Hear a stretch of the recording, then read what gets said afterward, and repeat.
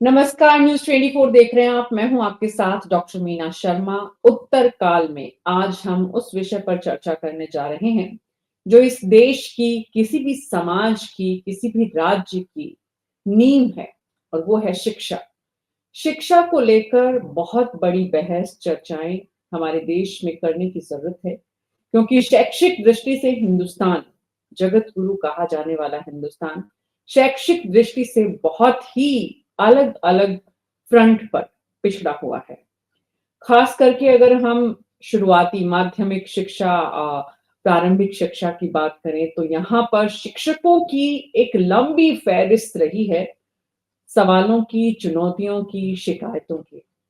उत्तर प्रदेश की सरकार अब शिक्षकों की कुछ शिकायतों को कम करने, शिक्षकों के प्रमोशन की प्रक्रिया को पूरा करने, यानी नए शिक्षकों के लिए प्रवेश द्वार खोलने का रास्ता कर रही है। तकरीबन 10,000 शिक्षकों की भर्ती हो सके, इसके लिए प्रमोशन की बात हो रही है। तो उत्तर प्रदेश की योगी सरकार के द्वारा ये जो फैसला है, इसका अब क्या असर, क्या संदेश, शिक्षकों के लिए कितनी राहत, राजनीतिक लिहाज से, क्योंकि आज की तारीख में जिस दौर से हम गुजर रहे हैं, हमारे देश और देश के अलग अलग प्रदेशों में सरकारों का कोई भी फैसला राजनीतिक हित और नुकसान से जुड़ा हुआ है। तो क्या है इसके मायने, समझने की कोशिश कर रहे हैं। हमारे साथ चंद्रमोहन चौबे जी हैं, जो कि बीजेपी के प्रवक्ता हैं, कीर्ति निधि पांडे जी समाजवादी पार्टी के प्रवक्ता, संजय उपाध्याय प्रदेश मंत्री अटेवा, और महेंद्र यादव जी प्रदेश अध्यक्ष बेसिक वेलफेयर एसोसिएशन। आप सभी का बहुत बहुत स्वागत है।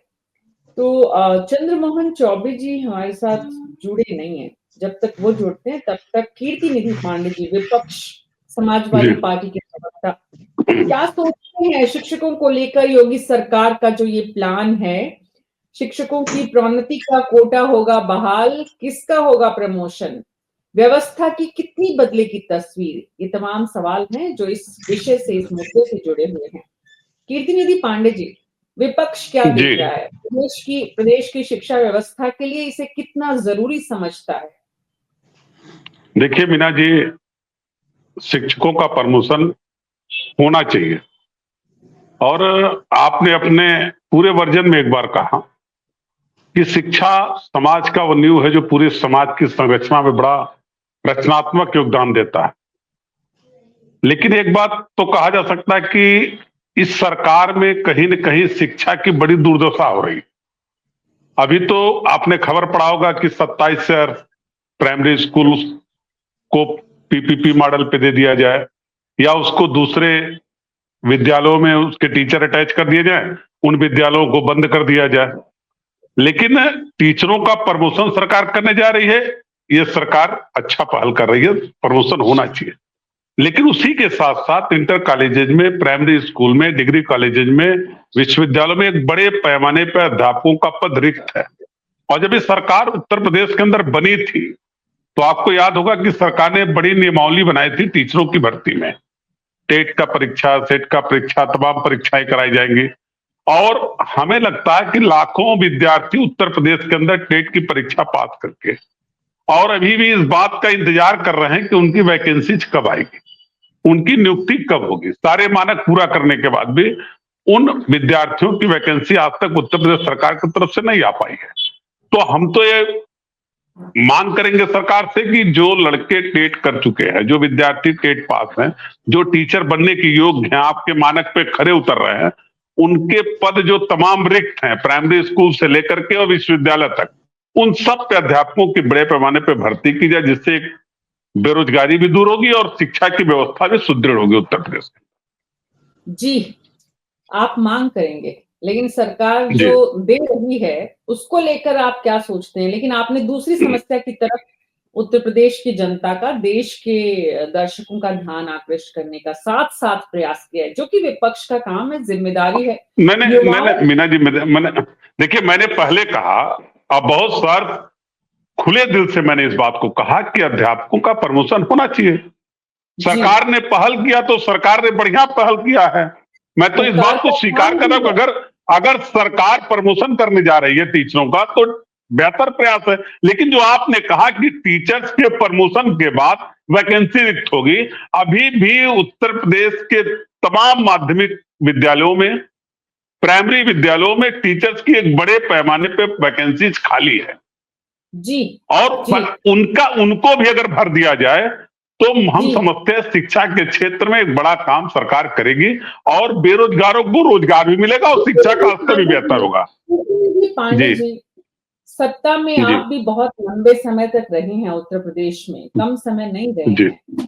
और आप इस जी, बात को बेहतर जान पा रहे हैं, देख पा रहे हैं कि सिर्फ उत्तर प्रदेश ही नहीं, पूरे देश में शिक्षा व्यवस्था का जो हाल है और खास करके प्राइमरी और मिडिल स्कूल में जो टीचर्स हैं, उनकी जो कमी है, उसकी वजह से जितना नुकसान इस पूरी की पूरी बुनियाद को जो मजबूत होनी चाहिए, उसे कमजोर कर रहा है। संजय उपाध्याय जी, सत्ता में रहने वालों की ये क्या मजबूरी है कि जो बेसिक बुनियादी जरूरत है, जैसे हवा पानी जितना जरूरी है, शिक्षा भी उतनी ही जरूरी है।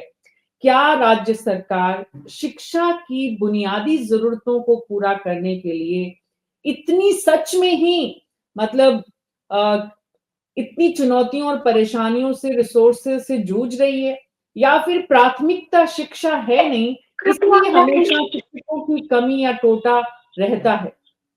जी मैम। डॉक्टर साहब, सबसे पहले मैं न्यूज़ 24 को बहुत हृदय से धन्यवाद देना चाहता हूँ कि जनवादी मुद्दों को अपने चैनल पर सतत उठाते रहे हैं। इसी जी प्रक्रिया में शुक्रिया। आज जो समाज से जुड़ी हुई एक तात्कालिक समस्या हेलो, है, शिक्षकों की, विद्यार्थियों अभी की, डिबेट कर रहा है, अभी 1 घंटे में बात कर रहा है आपसे। जो हमारे भारत के यशस्वी प्रधानमंत्री जी की संकल्पना है कि कह रहा भारत डिबेट विकसित हो जाए, डिबेट कर रहा। भारत विश्व गुरु बने। आपने कहा विश्व गुरु बनने की प्रक्रिया शिक्षा के माध्यम से ही शुरू होती है और जब भारत शिक्षित और हो जाएगा तो भारत विकसित होने की प्रक्रिया में बड़ी सरलता से अपने उस मानक को प्राप्त करेगा। उत्तर प्रदेश सरकार भी बड़ी प्रतिबद्धता से अपने आप को दिखाती है कि शिक्षा व्यवस्था में गुणात्मक परिवर्तन के लिए समय-समय पर कदम उठाए। लेकिन उसका ये जो कार्य है, जो उसका ये कदम है, अपने अभी शिक्षा व्यवस्था में गुणात्मक परिवर्तन के लिए बहुत ही पर्याप्त नहीं है। आज का जो विषय आपने बताया कि जी माध्यमिक विद्यालयों में पदोन्नति में कोटा सिस्टम लागू होने से इस शिक्षा व्यवस्था में क्या बदलाव पड़ेगा और उससे लाभान्वित होने वाला कौन है? तो सबसे पहले मैं आपको ये अवगत कराना चाहता हूँ कि माध्यमिक विद्यालयों में पिछले 2 सालों से कोटा या बहाली सिस्टम, कोटा में जो पदोन्नति सिस्टम है, ये 2 सालों से बाधित है। जी माध्यमिक में ये व्यवस्था है कि 5 सालों के पश्चात सेवा संवर्ग में 5 साल तक सेवा करने के बाद उसको प्रोन्नति पाने का अधिकार है। जो एलटी ग्रेड का व्यक्ति है, अध्यापक है, 5 साल की सेवा पूरी करने के पश्चात वो प्रवक्ता पद पर प्रोन्नत होने का हकदार हो जाता है।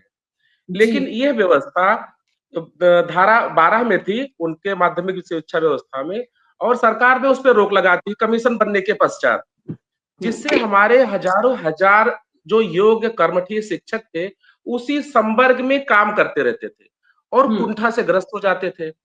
उसका दुष्परिणाम छात्रों को भी मिलता मतलब उठाना पड़ता था कि वो ना तो उनके अनुभव का लाभ ले पाते थे, ना उनकी योग्यता का लाभ ले पाते थे। जी दूसरी सबसे बड़ी समस्या इसमें ये होती थी मैम कि जब पदोन्नति हो जाती थी तो एक पद रिक्त हो जाता था।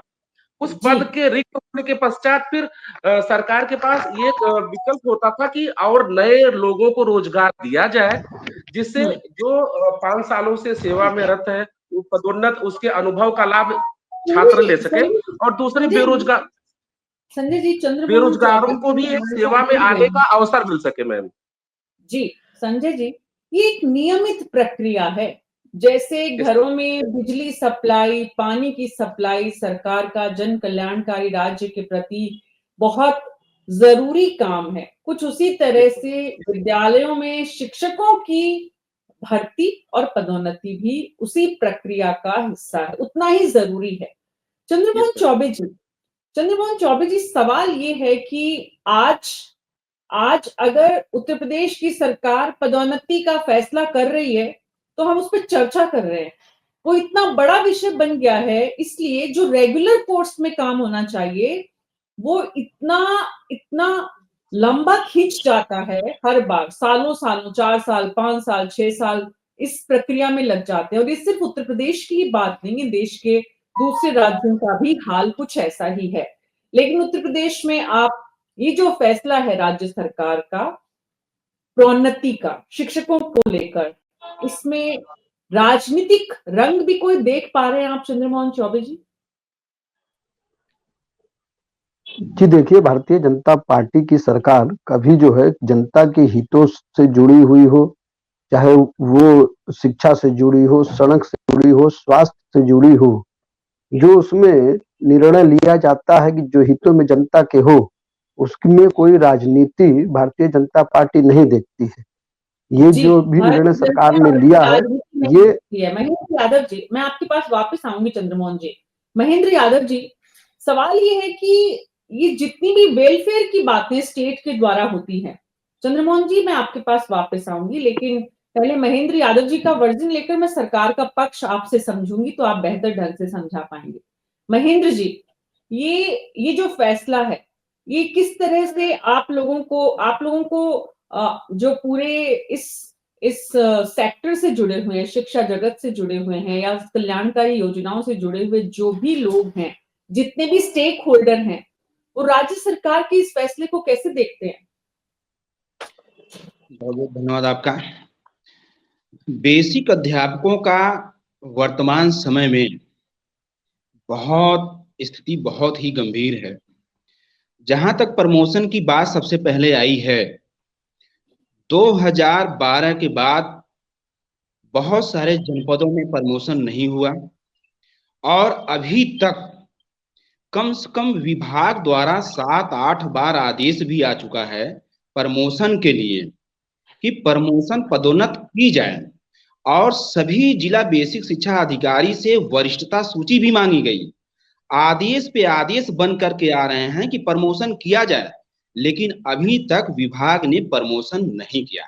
अध्यापकों के विशेष मांग पे, संगठन के विशेष मांग पे 2018 से लेकर के आज तक 8 बार आदेश आ चुका है, लेकिन प्रमोशन नहीं किया जा रहा। इस पे फिर रिट पड़ती है कोर्ट में, सिंगल बेंच में, डबल बेंच में, और अभी तक प्रमोशन नहीं हो पा रहा है। और कहीं ना कहीं विभाग हमारा और सरकार प्रमोशन को लेकर के शिथिल रवैया होने के कारण प्रमोशन नहीं हो पा रहा है। कहीं पे टेट की मांग कर दी जा रही है, कहीं पे और चीजें मांग कर दी जा रही हैं, जिसके कारण प्रमोशन नहीं हो पा रहा है। जबकि हमेशा जब से बेसिक विभाग आया है, हमेशा सीनियरिटी के आधार पे ही प्रमोशन हुए हैं, शुरू से लेकर आज तक। सब मैं इसमें एक बात और जोड़ दूं, जो आरटी एक्ट 2009 में कहा गया था, प्रमोशन में ला करके उसमें 150 की छात्र संख्या के आधार पर बेसिक विद्यालयों में प्रोन्नत की बात कही जाती है। तो गवर्नमेंट के जो अधिकारी हैं उसमें फिर हीला हवाली करते हैं और दुनिया उसकी पेचीदगियां इतनी बढ़ा रहे हैं। जैसे डॉक्टर साहब ने कहा, 8 बार नोटिफिकेशन जारी हुआ, फाइल बनाई जाती है, बट वो बीएसए के यहाँ या जो भी संबंधित अधिकारी हैं उनके पटल पर रखी जाती है। सरकार इसमें आगे नहीं बढ़ रही है, ना प्रमोशन हो रहा है, ना समायोजन हो रहा है, ना ट्रांसफर हो रहा है। बेसिक शिक्षकों का मानसिक जान लीजिए हालात इतने खराब हो जाते हैं कि एक दुर्गम परिस्थितियों में और विषम परिस्थितियों में वो कार्य कर रहा है। तो सरकार से बड़ी विनम्रता से मैं ये मांग करना चाहता हूं कि इनके प्रमोशन, समायोजन और ट्रांसफर की जो प्रक्रिया है उसको यथाशीघ्र पूरा करवाएं। जी, अब वापस चंद्रमोहन चौबे जी मैं आपके पास आती हूँ, क्योंकि संजय जी का और महेंद्र जी का पक्ष लेना जरूरी था सत्ता पक्ष को जानने और समझने के लिए कि दरअसल प्रदेश के लोग सोच क्या रहे हैं। चंद्रमोहन चौबे जी, ये जो महेंद्र जी ने कहा, महेंद्र जी ने जो आरोप लगाया, आप भी मानते हैं वाकई में हमारे शिक्षक जो हैं वो सरकार के द्वारा उपेक्षित हैं, प्राथमिकता नहीं है और इसीलिए हमारी शिक्षा व्यवस्था का ये हाल है? मीना जी, सरकार ऐसा कुछ भी नहीं कर सकती है जिससे कि हमारे जो है शिक्षा पर कोई असर पड़े। ऐसा कुछ भी वो स्वीकार नहीं कर सकती। जो भी वो निर्णय ले रही है, अभी आपने सुना महेंद्र जी मंशा पर सवाल उठा रहे, सीधा सीधा और स्पष्ट रूप से तथ्यों के साथ बात कर रहे।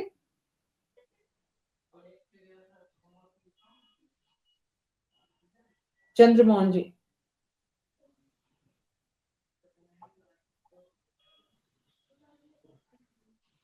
चंद्रमोहन चौबे जी, चंद्रमोहन जी के तक शायद आवाज नहीं पहुंच पा रही। संजय उपाध्याय जी, मैं वापस आपके पास आ रही हूँ। जिस तरफ इशारा महेंद्र यादव जी ने किया है, मंशा सरकार की जो है, उसको लेकर जो सवाल उठाए जा रहे हैं, क्या वाकई में ये राजनीति का अखाड़ा बन गया है? शिक्षकों का प्रमोशन और शिक्षकों की भर्ती प्रक्रिया भी? मैं बड़ी विनम्रता से और बड़ी बेबाकी से एक बात आपसे कहना चाहता हूँ कि शिक्षा व्यवस्था में बेसिक शिक्षा को एक प्रयोगशाला बना दिया गया। निरंतर इसमें इतने संशोधन, इतने इनपुट, इतने प्रयोग किया जा रहा है कि यह व्यवस्था अपने मूल से भटकती हुई चली जा रही है। अगर हमारी प्राथमिक शिक्षा व्यवस्था सुदृढ़ नहीं होगी, तो निश्चित रूप से विकसित भारत बनने की प्रक्रिया, जो उसका रास्ता है, उतना आसान नहीं होगा। इसमें जो सबसे बड़ी समस्या आती है, जिस पर शिक्षा देने का दायित्व है, जो औपचारिक रूप से शिक्षा प्रदान करते हैं, अगर वो उनकी मानसिक स्थिति ही सही नहीं रहेगी, उनके जो मिनिमम देयक होते हैं, प्रमोशन, ट्रांसफर, समायोजन, अगर सरकार उसको समय पे ही नहीं करती है, तो निश्चित रूप से उनके सामने जो समस्याएं हैं, उसका अंदाजा लगाया जा सकता है। तो सरकार इस पे बड़ी आसानी से जीरो इनपुट किए हुए प्रमोशन का जो एक टाइम है 3 साल या 7 साल, बिना आरटी एक्ट की धारा को लगाए हुए, बिना टेट की संबंधित जटिलताओं को पैदा किए हुए, जो रिक्त पद के सापेक्ष पदोन्नति कर दे, तो शिक्षक भी पूर्ण मनोयोग के साथ, चाहे वो बेसिक का हो, चाहे माध्यमिक का हो या हायर एजुकेशन का हो, अपने दायित्वों का योगदान वो करेगा, अपने दायित्व का जो भी उसका निर्वहन वो करेगा और प्लस उसके अनुभव का लाभ छात्रों को भी मिलेगा, समाज को भी मिलेगा। तो सरकार को इसमें कोई हीला-हवाली करनी ही नहीं चाहिए। एज़ सून एज़ पॉसिबल जो इनके और उसके लिए सरकार को इसमें कोई देयक भी नहीं लगाने हैं, कोई एक्स्ट्रा उनको एफर्ट नहीं करनी है। पद रिक्त है, योग्यता आधारित है सब, तो उनको इस रिक्त पदों के सापेक्ष पदोन्नति कर देनी चाहिए। कोई राजनीतिक हीला-हवाली और कोई राजनीतिक लाभ की मंशा से शिक्षा व्यवस्था में अगर कोई कार्य किया जाएगा, तो निश्चित रूप से विकसित भारत की जो राह है वो आसान नहीं रहेगी। बिल्कुल। तो चौबे जी हमारे साथ वापस जुड़े, तब तक कीर्ति निधि पांडे जी, सत्ता की मजबूरियां तो समझते होंगे आप? जी जी जी, बताइए।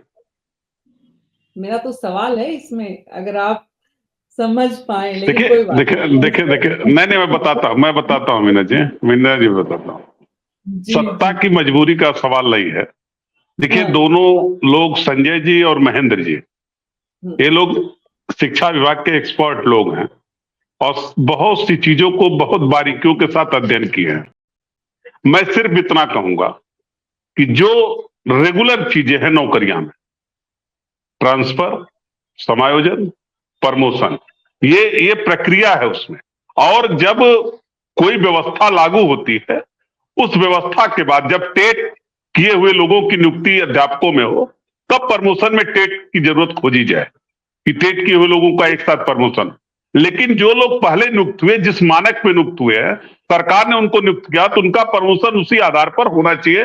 ये जो देखिए, संजय जी भी इस बात को करते, इस बात को महेंद्र जी भी बता रहे हैं कि अब तमाम जटिलताओं के साथ अगर प्रमोशन किया जाएगा और तमाम उसमें ऑब्जेक्शन लगा दिए जाएंगे, अफसर को उसके रास्ते मिल जाते हैं और अफसर लगातार प्रक्रिया को जटिल बनाए जाते। एक सिंपल सी प्रक्रिया है प्रमोशन की कि कोई व्यक्ति अगर 5 साल में प्रमोशन होना है प्राइमरी स्कूल में, 5 साल तक पढ़ाने के बाद उसका प्रमोशन जनरल तरीके से हो जाना चाहिए।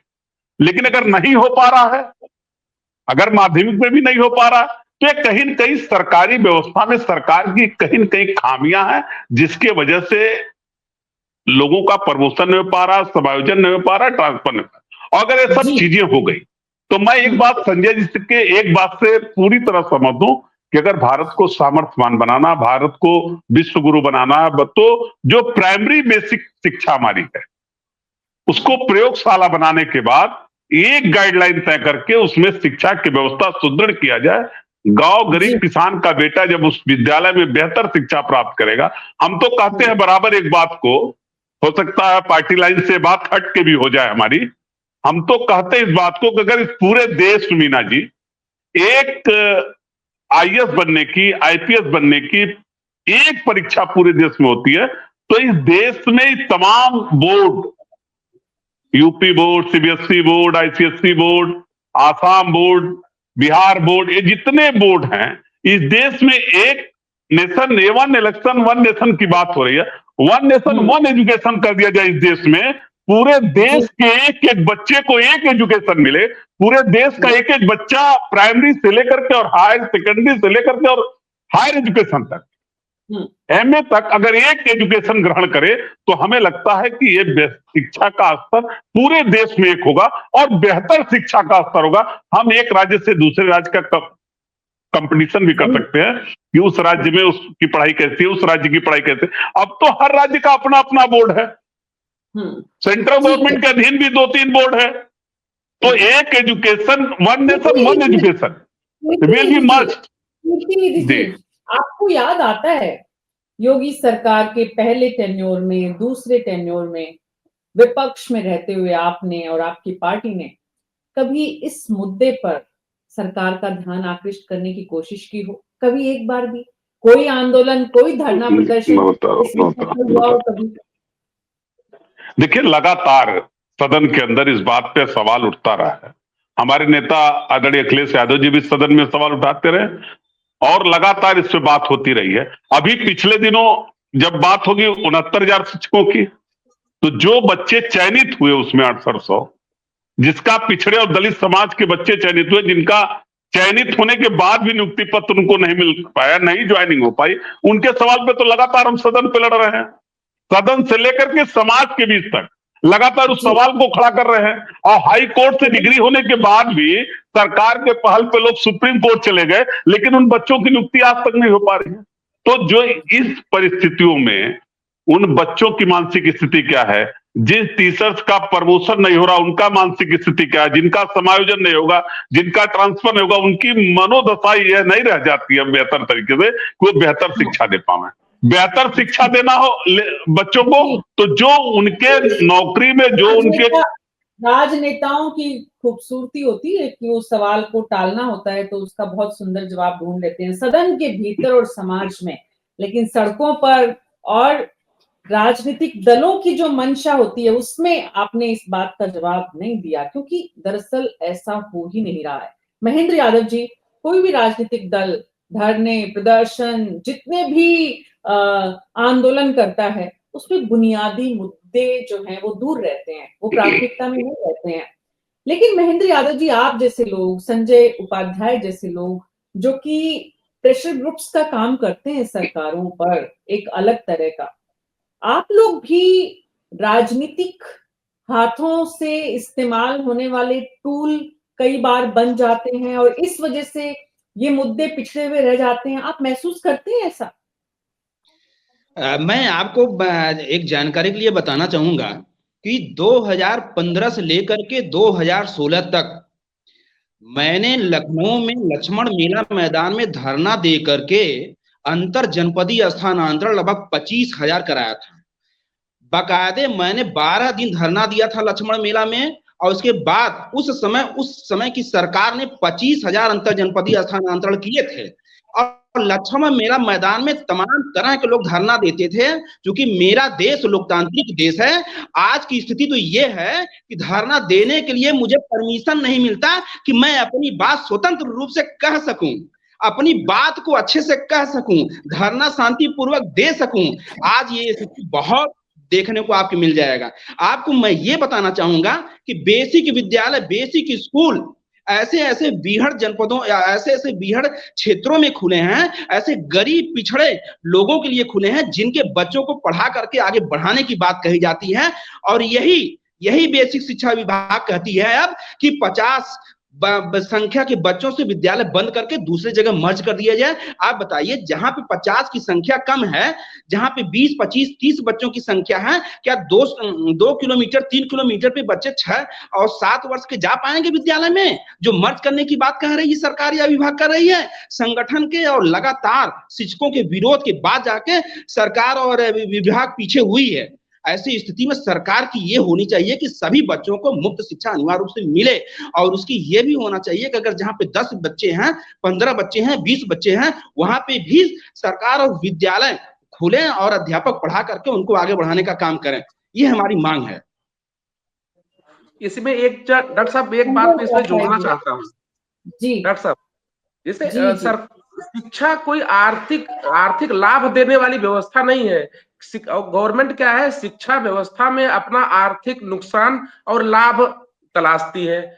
इसमें जो निवेश है वो एक दीर्घकालिक निवेश है, और उसका आउटपुट आज जिस बच्चे की शिक्षा प्राथमिक लेवल पर दी जा रही है, हायर सेकेंडरी और सेकेंडरी के बाद हायर एजुकेशन के बाद, वो इनपुट हमारे राष्ट्र और राज्य की प्रगति के लिए, विकास के लिए उसका योगदान होता है।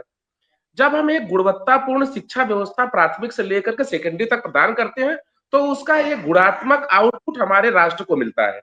अच्छा, सरकार इसमें कमी क्या कर रही है, वो अपना आर्थिक नफा और नुकसान तौल करके उसमें निवेश करती है कि 50 से कम संख्या के आधार पर विद्यालयों को बंद कर दिया जाए, 3 संख्या के आधार पर, 2 संख्या के आधार पर। एक विद्यालय एक मैनेजमेंट होता है जहां प्रशासनिक और इसके बाद उसके कार्यपालक व्यवस्था होती है।